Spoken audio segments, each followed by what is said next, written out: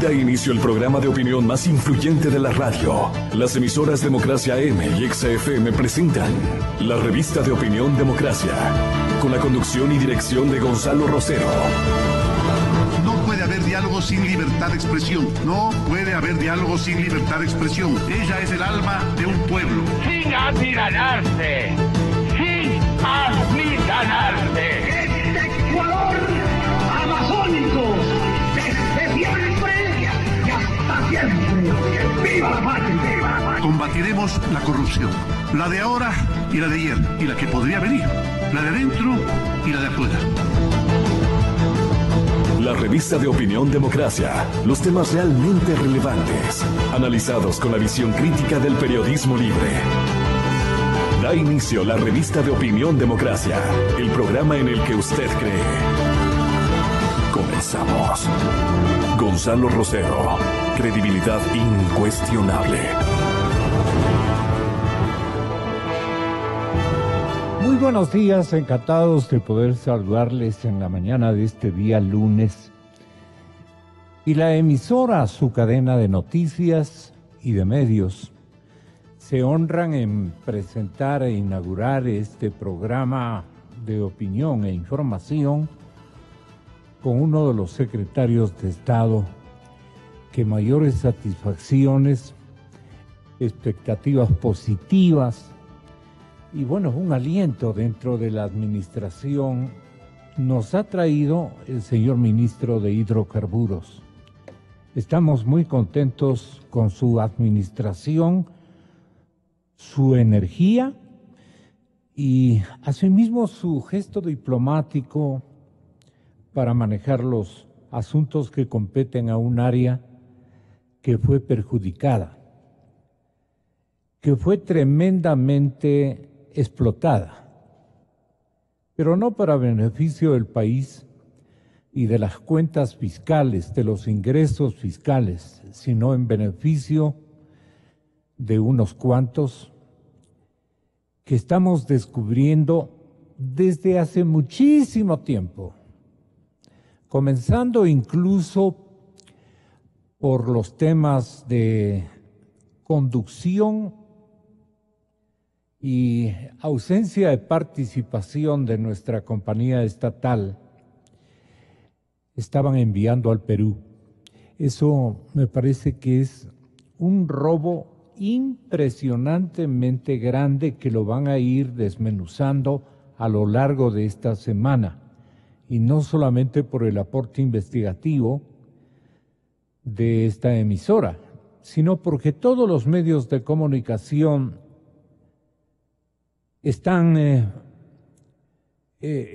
construyendo, digamos, paralelas investigaciones para detectar a cuánto ascendería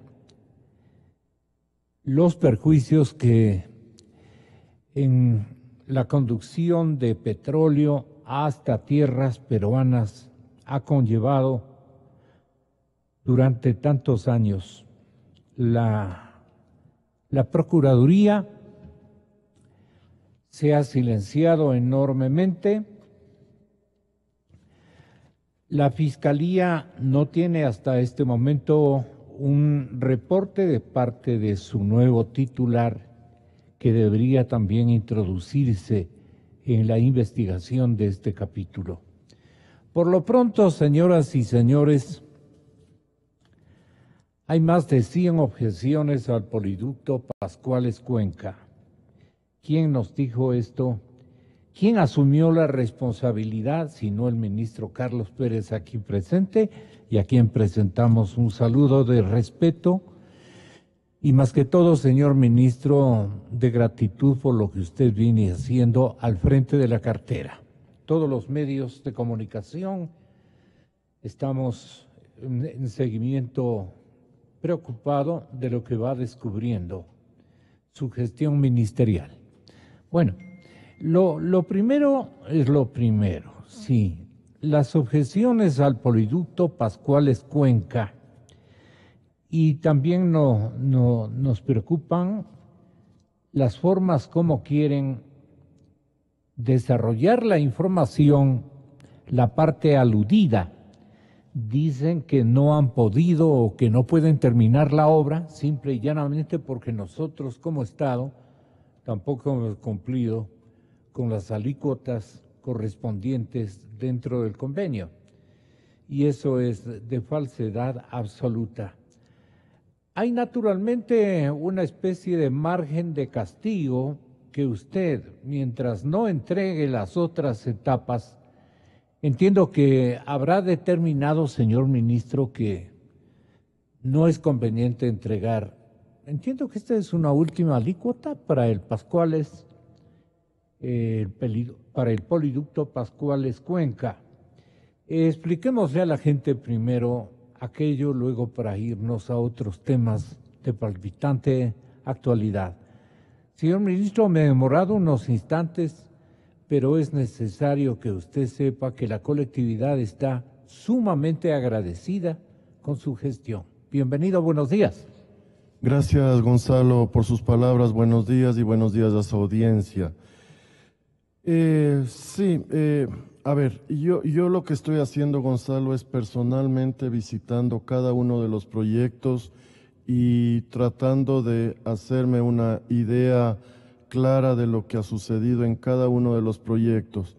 No quiero ceñirme únicamente a informes o reportes que vengan. Lo estoy haciendo personalmente con el fin de cerciorarme qué es lo que está en cada uno de estos. ¿Qué metodología está utilizando para hacer este ejercicio de verificación personal?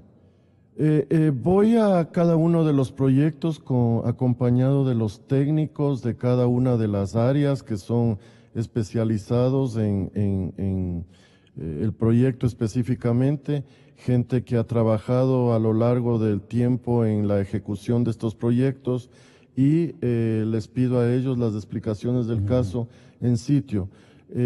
Más allá de meterme en las minucias ya de las cosas que están sucediendo, el hecho de simplemente ver lo que está ahí y ver los problemas que existen en los proyectos de primera mano. No se necesita ser un experto, sino tener un poquito de conciencia y un poquito de... hasta de sentido común. Sentido común, exactamente, para ver lo que está sucediendo. ¿Y qué encontró usted en el poliducto, ministro?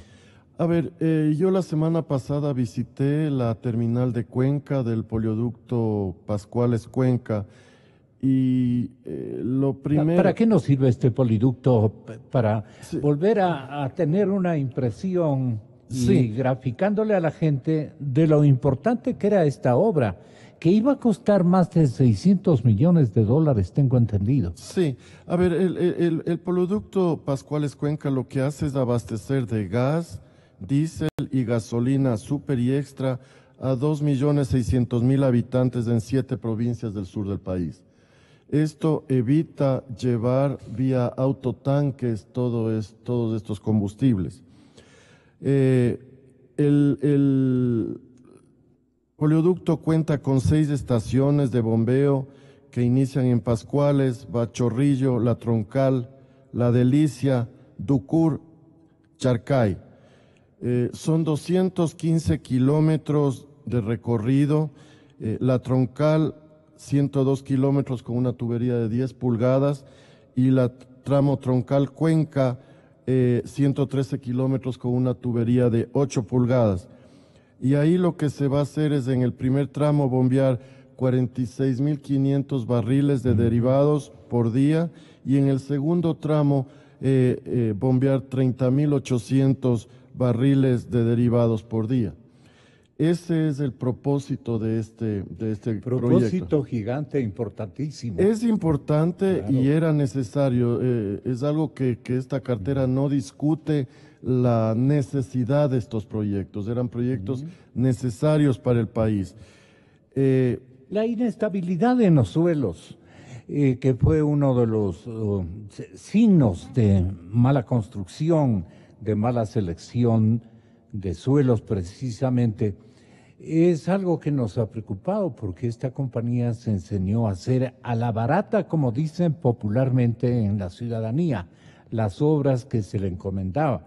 ¿Qué encontraron en los suelos? Filtraciones, en fin, cosas muy complicadas. Sí, y eso es una sorpresa porque Odebrecht siempre se caracterizó por ser una empresa solvente técnicamente. Ya. Dejemos de lado el asunto de costos, precios y esas cosas, pero técnicamente fue siempre una empresa solvente. ¿Por qué se dan estas cosas? Es la gran pregunta. La empresa Kaminovska fue la que hizo la ingeniería y el diseño de esto. Todo esto debía haberse hecho para empezar con un estudio de suelos, claro, donde se determine la estabilidad o no de los suelos del lugar que se había escogido y se tomen las medidas necesarias para asegurarse que los suelos se vuelvan estables. Algo que se hizo fue, por ejemplo, en los tanques, en las esferas de gas, sí se pilotearon esos tanques, que eso es un requerimiento cuando los suelos son inestables. Pero lo que pudimos notar alrededor de estos tanques, en las vías de acceso, es un derrumbamiento de todas las mesas donde se construyeron cada uno de estos proyectos, incluidas las vías de acceso. Es cuestión de caminar desde la parte inferior hacia la parte superior donde se encuentran los esferas de gas y usted nota claramente grietas grandes en el terreno, derrumbamientos de las mesas donde anteriormente había un acceso para vehículos. Hoy es un acceso que no tiene más de 2 metros de ancho por los derrumbes de las mesas, entonces se volvió una vía peatonal en vez de... Increíble. Hay, y esto inclusive mencionado por la gente que trabaja en Austrogas, que está a pocos metros de esta planta, que esto está construido encima de ojos de agua. Entiendo. Entonces, eso hace el terreno muy inestable, claro, al punto que en los tanques... Pantanoso, al punto que en los tanques inferiores, alrededor de los tanques inferiores, y eso está a la vista, han tenido que colocarse bombas de agua para sacar el agua del subsuelo, para tratar de volver a estabilizar el terreno. Entonces, eso es algo que me preocupa. De ahí, yo le digo sinceramente, cuando usted va a hacer una clase de estos proyectos, también trata de evitar la mayor cantidad de movimientos de tierra. En este proyecto, y eso es algo que estamos tratando de verificar, hubo unos movimientos de tierra enormes que encarece el proyecto. ¿Por qué se tomó la decisión de hacerlo allá? Inclusive hasta el día de hoy hay asuntos de litigios por los terrenos que no han sido subsanados por Petroecuador. Yo no sé, o sea, habrá que preguntarle a las autoridades por qué se tomó la decisión de hacer en ese lugar, habiendo lugares en las cercanías mucho más planos y de mejores condiciones. Si la compañía brasileña más bien tenía fama de ser muy profesional y muy técnica en cumplir con sus obras que contrataba, esa asociación con Kaminovska, en este caso concreto del poliducto, no falló porque insertaron mala calidad, etapas vulnerables, gestiones técnicamente mal concebidas y que ahora lo que tratan es de solucionar el problema con medidas parche, dicen desde los sitios de construcción. Sí, o sea, lo que yo pienso, y esa es especulación mía, es que el estudio de ingeniería que hizo Kaminovska no fue bien realizado. Entiendo que Odebrecht en algunos casos inclusive se apartó del diseño que hizo Kaminovska. Entonces son cosas que realmente hay que ver, y ya el caso específico de Kaminovska está en Contraloría y se están haciendo los análisis de qué sucedió ahí, porque inclusive había ya estudios anteriores al de Kaminovska y se tomaron esos estudios y realmente con menores modificaciones fue lo que se presentó para la ejecución de este proyecto. O sea, ya era vulnerable digamos, el contrato, la obra ya denotó desde el comienzo un mal diseño seguramente. Y luego vinieron los reclamos a su debido tiempo. Pero ellos salen y dicen, además páguennos, nos deben 103 millones de dólares. ¿Eso es cierto, ministro? Sí, la suma en los varios proyectos que el país ha ejecutado con Odebrecht. Le debe a la Odebrecht, no le debe a Caminosca. A Odebrecht. Sí. Pero a Caminosca también le deben, creo que algo así como 20 o 30 millones. Todos estos deudas, entre comillas, están vetados por parte de la Fiscalía y la Procuraduría. Entonces, Petroecuador no puede proceder a estos pagos hasta que eso se resuelva. En el caso del polioducto Pascuales Cuenca, de acuerdo a nuestros números, la cantidad es menor la que se adeuda a Odebrecht y es menor al 10% del monto total del contrato. Entonces, en conversaciones que yo tuve con ellos, les dije, bueno, supondría yo que este 10% es la utilidad de su proyecto. ¿Cómo es que no tienen capacidad económica para terminar de pagar a sus contratistas y terminar la obra y entregar la obra al país como se merece, luego de las objeciones y observaciones que hubo durante la firma de la acta provisional que se realizó? Ministro, dicen que ellos ya han hecho una entrega provisional de la obra. Hicieron una entrega provisional de la obra. A esa entrega provisional de la obra, Petroecuador levantó una cantidad de observaciones que no han sido resueltas por la empresa todavía. Entonces, es justamente lo que estamos esperando hoy, es que la empresa resuelva, pero esto no va a darse con un pago adicional de dinero. Ellos tendrán que correr con los costos y una vez que la entrega de la obra sea a entera satisfacción de Petroecuador y el Estado ecuatoriano, podremos proceder a pago de los saldos que tengamos con la empresa. Este poliducto es uno de las 5 obras de Odebrecht que van a ser sometidos a una fiscalización o auditoría de carácter internacional. ¿Quiénes van a hacer la auditoría? A ver, nosotros estamos trabajando en este momento. Una de las alternativas que nosotros tenemos es, y que la estamos pensando muy seriamente, es hacerlo a través de la oficina del PNUD de las Naciones Unidas. Ah, qué bueno. Que nos ayuden ellos a seleccionar. ¿Cómo podrían ayudarnos? Ellos son auditores plenos. El país tiene un acuerdo firmado con esta entidad para varios proyectos. Yo no sé si usted recuerda, pero inclusive el túnel Guayasamín de aquí de Quito fue realizado a través a este acuerdo. Este acuerdo. Sí, sí. Entonces queremos hacer algo similar. No es que ellos vayan a ejecutar el proyecto de ninguna manera. Lo que vamos a hacer es que ellos nos ayuden a la selección de empresas especializadas, que probablemente sea más de una, dependiendo del proyecto al que nosotros vamos a auditar. Y entonces conjuntamente seleccionaremos las empresas idóneas para que nos ayuden a la búsqueda. ¿Obra por obra o se le asignaría todas las obras a una sola empresa? Yo creo, y el sentir este momento es de que van a haber varias empresas, Mejor. 2, 3 empresas las asignadas. Las más especializadas, seguramente. Especializadas porque una cosa es refinación, otra cosa es transporte, y las obras usted conoce, hay una tubería, un acueducto, hay el polioducto, hay la planta de gas de Bajo Alto, la refinería de Esmeraldas y refinería del Pacífico y el terminal de gas de Monteverde. Entonces son diferentes especializaciones, probablemente sean más de una empresa las que intervengan. Ahora, mientras dure todo esto, ¿podría producirse una fase de desabastecimiento de combustible? No.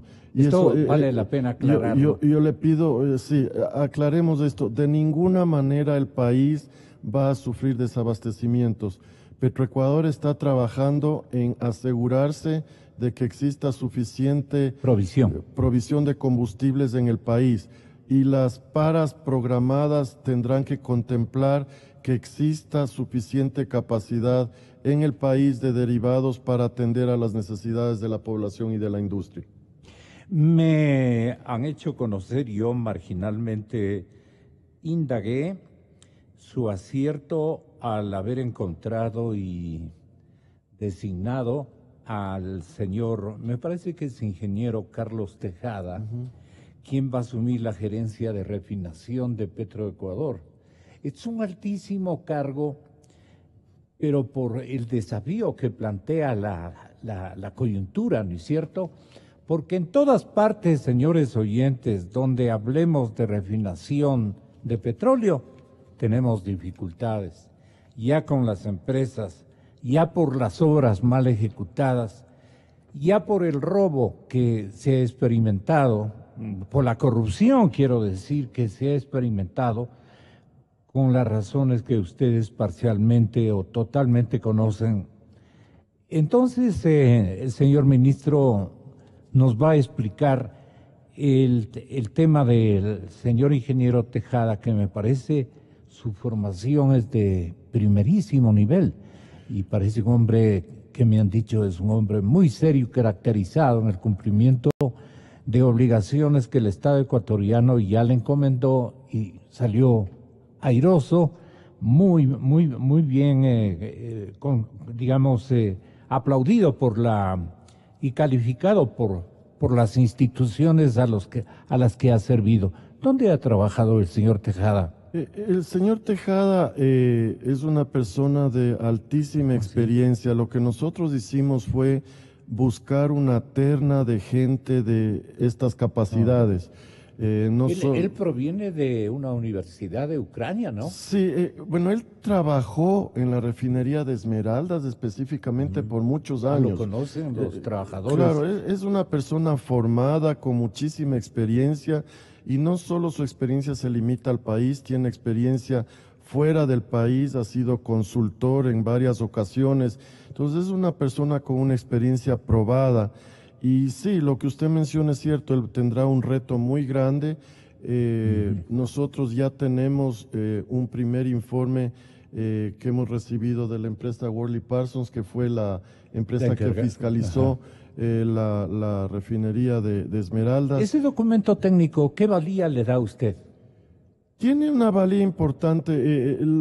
A ver, yo no discuto la experiencia de las empresas que trabajaron en la refinería de Esmeraldas y su capacidad técnica. Por alguna razón que ya la Contraloría tendrá que determinar, el proyecto no fue realizado. Pero lo que se entiende de este proyecto, de acuerdo al informe de Worley Parsons, que fue emitido con fecha 25 de agosto y fue recibido en las oficinas nuestras el día 28 de agosto, estas empresas y específicamente Worley Parsons hizo una cantidad de recomendaciones a Petroecuador y al gobierno del Ecuador durante la ejecución del proyecto, observaciones y recomendaciones que no fueron acogidas. Lamentablemente, y lo que se lee en el documento es que fue por falta de fondos del Estado ecuatoriano para ejecutar esas obras. Entonces, todas las cosas que nosotros hemos cuestionado de que no han sido realizadas en este proyecto están justamente especificadas en este documento emitido por Worley Parsons, que lo estamos analizando con mucho detenimiento.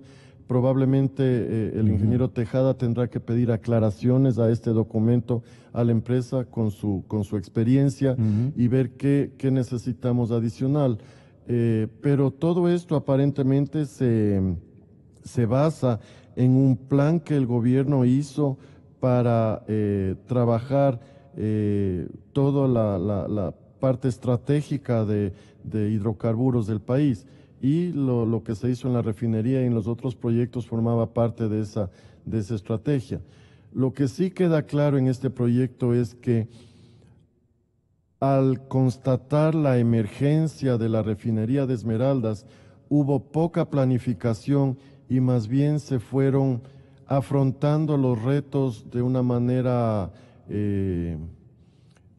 resolviendo los problemas en el camino, sin una mayor planificación.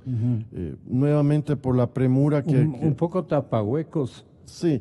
Y ese es el problema. Ahora hay el argumento que hacer una planificación hubiese tomado 2 años, pero hay que poner las cosas en la balanza, ¿no? Y ver cómo se podía acelerar ese proceso y hacerlo de una manera planificada en vez de ir resolviendo las cosas en el camino conforme iban reventando las cosas. Usted ha llegado a su conocimiento el informe de la visita que realizó una delegación, especialmente de damas interesadas en conocer qué realmente pasó en la refinería de Esmeraldas, en su programa o plan estratégico de repotenciación, que fue el ofrecimiento de la administración Correa, como que era el programa más importante y más significativo para salvar a la refinería. Y la celebración de esta obra, la gente conserva o va a conservar, digamos, este recuerdo, la celebración de esta obra entre Capaya y el señor vicepresidente de la República en suspenso. Fue fastidioso para el público, señor ministro.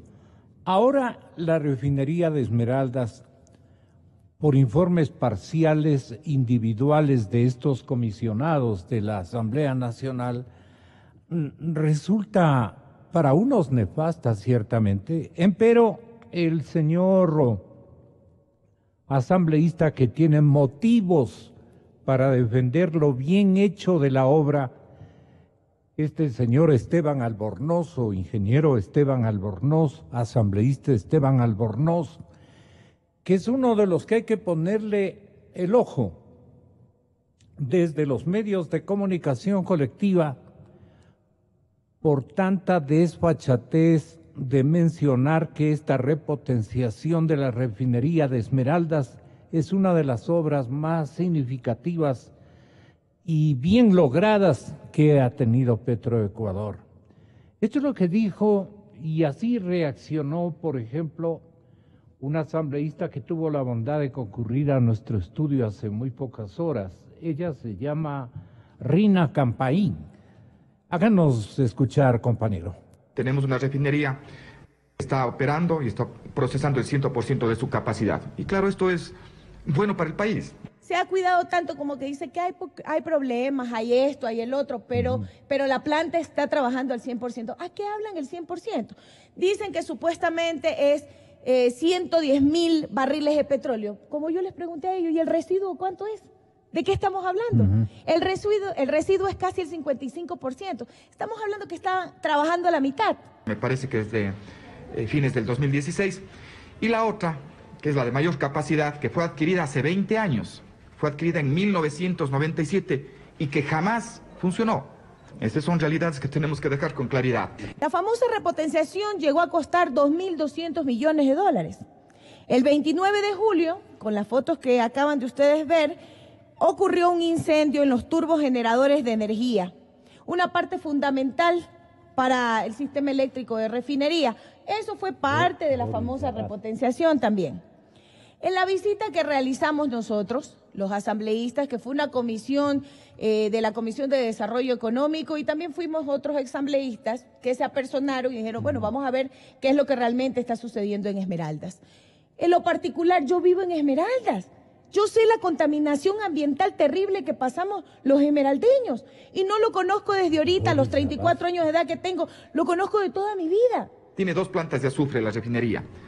La una, que está en mantenimiento y no está operativo, me parece que desde fines del 2016. Y la otra, que es la de mayor capacidad, que fue adquirida hace 20 años. Fue adquirida en 1997 y que jamás funcionó.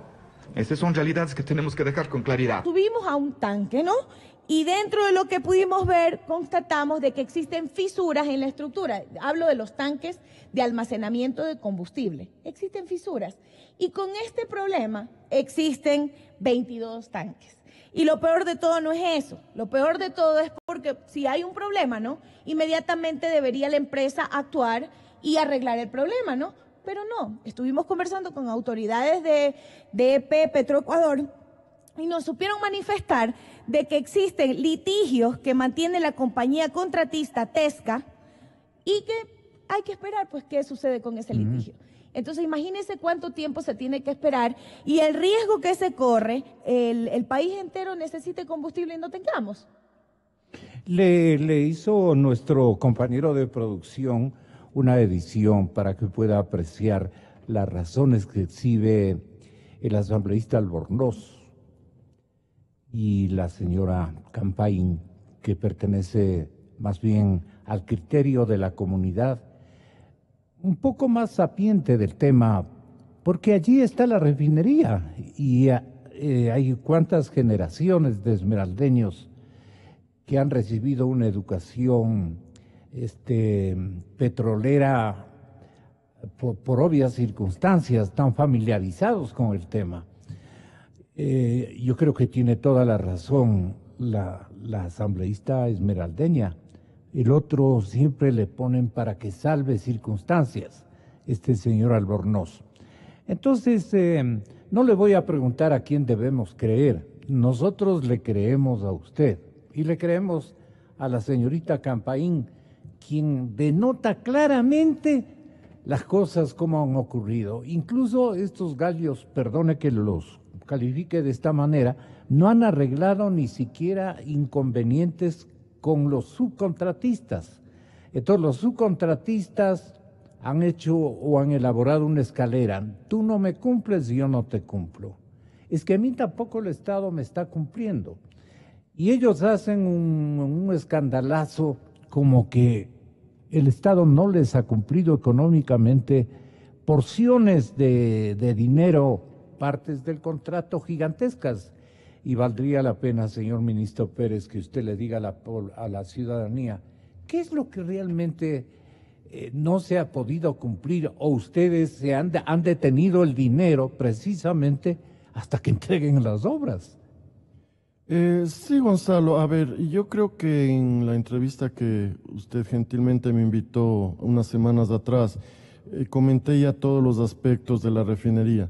Yo no me voy a meter en asuntos políticos, eso que quede para los señores miembros de la Asamblea, los señores y señoras asambleístas, que ellos discutan todo lo que quieran la parte política.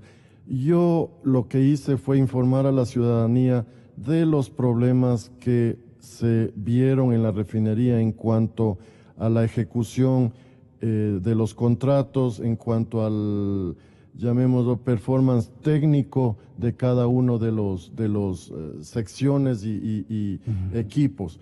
Eso está a la vista y por eso es que nosotros invitamos a la prensa, invitamos a los señores asambleístas, porque no hay nada que esconder, o sea, que ocultar, que vean cuál es la situación. Y a cada uno de ellos se pronunciará de acuerdo a su tienda política y de acuerdo a su... pero es muy difícil esconder el sol con un dedo, las cosas son tan obvias y yo creo que... Y no los podemos dejar en stand-by porque son 2.200 millones de dólares que en Bruselas no reconocen que son mal gastados o que no se gastaron, finalmente no se gastaron. Entonces el señor expresidente de la República reclamaba de esta manera lo que a continuación vamos a escuchar. Antes de la repotenciación funcionaba el 85%. Por eso perdíamos cerca de 300 millones anuales cuando teníamos que importar gasolina. Va la comisión y funciona al 100%. Esta gente hizo un escándalo de que la repotenciación estaba mal hecha. Es que se está calentando el reactor. Bueno, averigüen por qué. Pues primero, puede haber múltiples razones, no mala repotenciación. Y ya la última es que sacó que una planta de azufre no ha sido reparada. O sea, palo porque bogas, palo porque no bogas. Ahora resulta que como no se repotenció la planta de azufre, somos culpables, ¿no? Cuando dijeron que se había gastado mucho en la repotenciación, que no es 2.000 millones, eso es mentira, es 1.200 millones, sino que la refinería cuesta unos 300 millones anuales para que funcione, le suman todo. Después el escándalo, el show, hizo el ministro Pérez, lamentablemente, que ya nos tiene acostumbrados con el presidente de la República, que esto no conoce absolutamente nada, de que la repotenciación estaba totalmente mal hecha, resulta que funciona al 100%. Para eso fue la repotenciación, porque estaba funcionando al 85%. Funciona a la capacidad de diseño y con mucha mayor seguridad. Ahí está el reactor fracturado que reemplazamos. En 40 años no se había dado un adecuado mantenimiento a esa refinería, peor una repotenciación casi integral, porque por escasez de presupuesto pues, hubo partes que no se repotenciaron.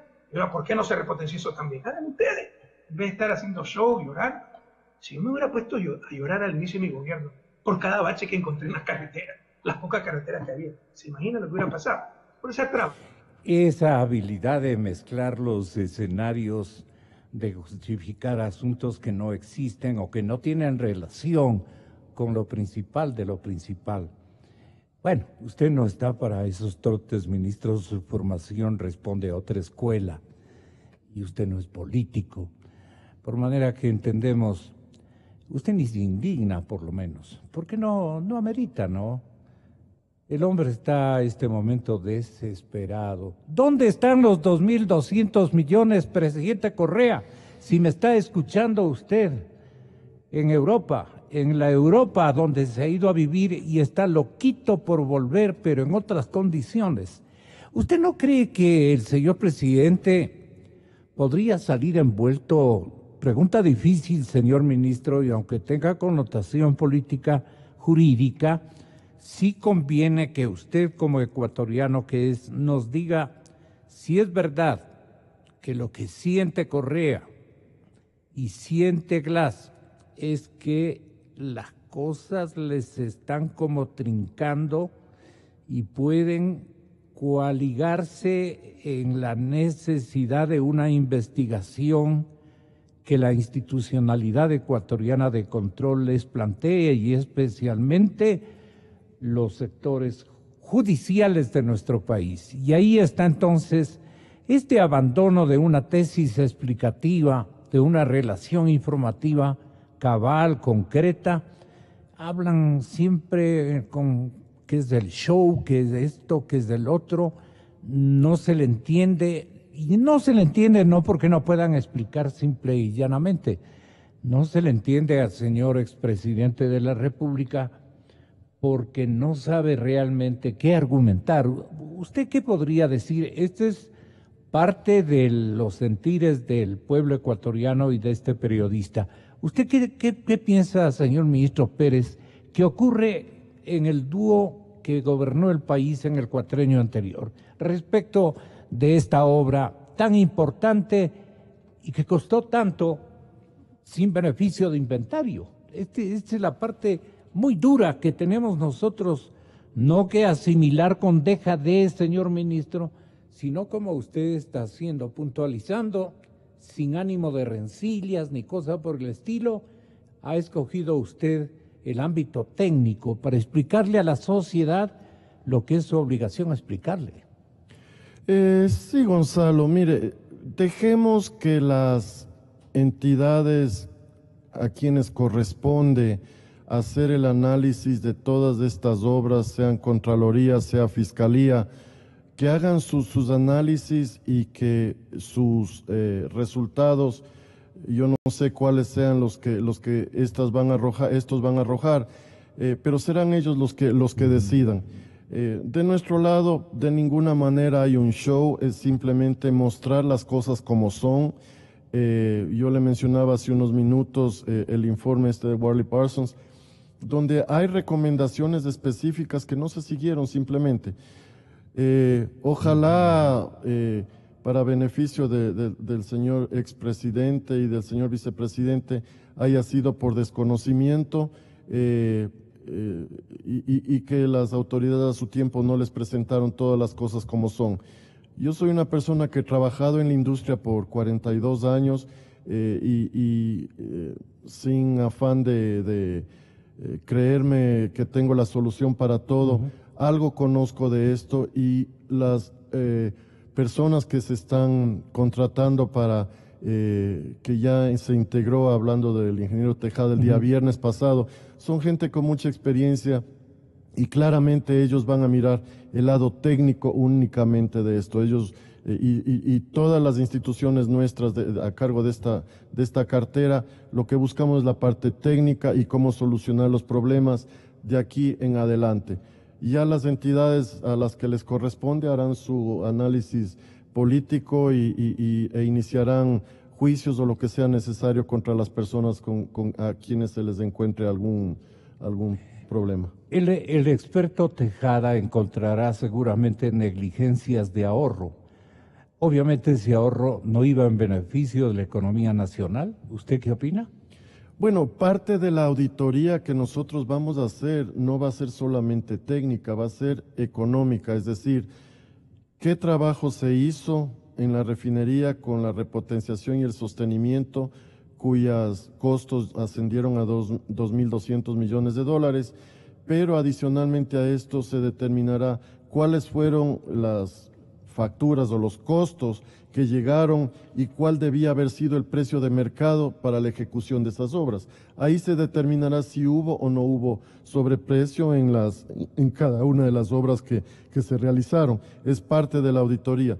La segunda fase de la auditoría será determinar la situación actual de cada uno de los proyectos, qué se necesita hacer para poner a punto y cuánto costaría eso. Entonces hay que mirar, pero lo importante es no sacar de contexto las declaraciones cuando se dice, sí, la refinería está operando al 100%, eso lo dije yo, pero bajo qué condiciones es lo que se omite. No se dice toda la historia. Está trabajando al 100% porque es nuestra obligación hacerla trabajar al 100%, pero ¿bajo qué condiciones? Es como cuando usted conduce su carro y cada 100 kilómetros tiene que echarle un galón de aceite. No me va a decir que su carro está funcionando bien. Está andando, pero tiene que ponerle aceite cada 100 kilómetros, ¿no es cierto? Está quemando aceite. Es más o menos, ese es el símil con la refinería. Y eso es lo que la ciudadanía tiene que entender. Es nuestra obligación hacerla funcionar al 100% porque eso es lo que el país necesita, pero se están tomando medidas críticas para evitar cualquier problema de accidentes o situaciones no aceptables para el país. Y se están tomando acciones para inmediatamente reparar, por ejemplo, las plantas de azufre a las que se hace referencia, para evitar enviar al ambiente ese tipo de gases y lo estamos tratando de hacer en el menor tiempo posible. Una relación informativa última para beneficio de la gente.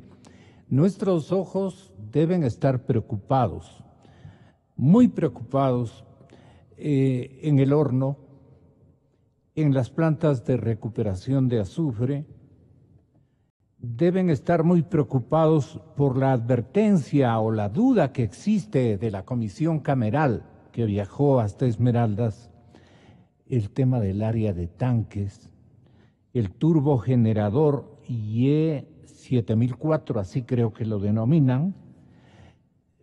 Deberemos estar muy atentos a lo que ha venido ocurriendo en la planta de recuperación de recuperadores del azufre que fueron construidas en 1987. La planta de azufre construida en el 87 de 13 toneladas y hay otra de 50 toneladas. Y las conclusiones, usted instruyó que le brinden al ministerio con qué metodología, digamos, para que pueda seguirse indagando desde otros colaterales, si cabe el término. Sí, los técnicos nuestros, y repito, es parte de las funciones que el ingeniero Tejada tendrá, es ir a verificar exactamente, ya con un criterio mucho más técnico que el mío, porque él es especializado en el área, ver exactamente cuál es la situación y qué es lo que hay que hacer para poner a punto la refinería. ¿Hay equipos críticos en estado crítico? Por supuesto, se habla de la unidad FCC. Esa unidad FCC entró en... Es el corazón de la refinería, exactamente, dicen, ¿no? Sí, la unidad de craqueo. Esa unidad entró en funcionamiento a fines del 2015. Las recomendaciones técnicas es que se haga una inspección detallada máximo en un año de haber arrancado. Eso la pone hacia finales del 2016. Ese estudio detallado, crítico, no se hizo en ese entonces. Ahí hubiésemos tenido tiempo nosotros de ir al constructor, al que instaló eso, y estábamos dentro del periodo de garantía para exigir la remediación de eso. Eso le llamo yo ignorantemente negligencia ahorrista. Sí, o sea, como quiero que se lo llame, técnicamente debía haberse realizado ese proceso. ¿Por qué no se realizó nuevamente? No se estaban tan Y ocupados. ahí el ahorro es bastante, cuantitativamente hablando, el ahorro que debía haber producido todas esas falencias agigantan, digamos, el daño irrogado, la plata que se han cogido y se han metido al bolsillo. Eso de mi parte, señor ministro, porque alguien tiene que decir la plena. Obviamente ahora cualquier costo de reparación es a cuenta del Estado ecuatoriano, porque ya la garantía expiró. Entonces, son costos adicionales que el Estado tendrá que asumir. Si estos problemas se hubiesen detectado durante el periodo de garantía, hubieran tenido que ser reparados por la contratista, y lamentablemente eso no sucedió. Entonces, son todas cosas que están saliendo a la luz, y las empresas están prestándonos el apoyo necesario para ir resolviendo estas cosas, porque es interés de ellos también salir limpios de todo este proceso. O sea, son empresas con reputación ¿Todavía internacional. usted cree en su reputación o en parte de ella? Y o sea, son empresas serias, y lo que hay que ver es por qué no se hicieron las cosas que debieron haber sido hechas a su debido tiempo. ¿Qué llevó a las empresas? Porque si yo soy una empresa seria y me ponen a hacer algo en lo cual yo no estoy de acuerdo, hablo técnicamente, no estoy hablando de asuntos de dinero en este momento, yo creo que tengo que cuidar mi reputación, y no importa que vaya a facturar algo. Si yo voy pongo en riesgo mi reputación, prefiero no ejecutar la obra a tener unos ingresos por una obra mal ejecutada y que estemos hoy en la boca de todo el mundo por realizar algo mal hecho. Es casi seguro que Carlos Pareja Yanuseli nos está escuchando este momento en la cárcel número 4, acá en la capital de la República. Si él habla, las cosas pueden favorecer a las hipótesis que surjan del inventario y la verificación que va a realizar su nuevo técnico, el contratado. Si él habla, se va a saber las razones que incorporará a su informe el señor Tejada. Me parece que este momento es muy importante el juicio de valor que haga de cada instancia, porque él fue el que subcontrató, él fue el que hizo el seguimiento, y por eso se dieron el abrazo final, denotando una victoria profesional y ética más que todo. Es lo que nos duele, ¿no? Porque engañó a la colectividad nacional, eso de mi parte. Bueno, el ingeniero Tejada se va a dedicar a mirar la parte técnica. Él no va a hacer juicios de valor en referencia a otros aspectos, y ya será la justicia la que determine. Pero él va a reportar permanentemente a usted y va a reportar a la justicia lo que va encontrando. Claro, en referencia a todo lo que es técnico, eso es lo que va y obviamente con la parte técnica va la parte de costos. Eso sí, él tiene que ir verificando estas cosas conforme analice cada uno de los aspectos de las facilidades a las que nos hemos referido. Y de eso saldrá si el trabajo fue bien hecho, fue hecho dentro de los costos que maneja internacionalmente la industria, y veremos si es que hubo o no hubo sobreprecio, pero ya con datos firmes, no con especulaciones. Ministro Pérez, es para nosotros un honor haber dialogado con usted. Muchas gracias, Gonzalo, y un buen día. Por eso yo creo en la radio. Yo creo en la radio. Creo en la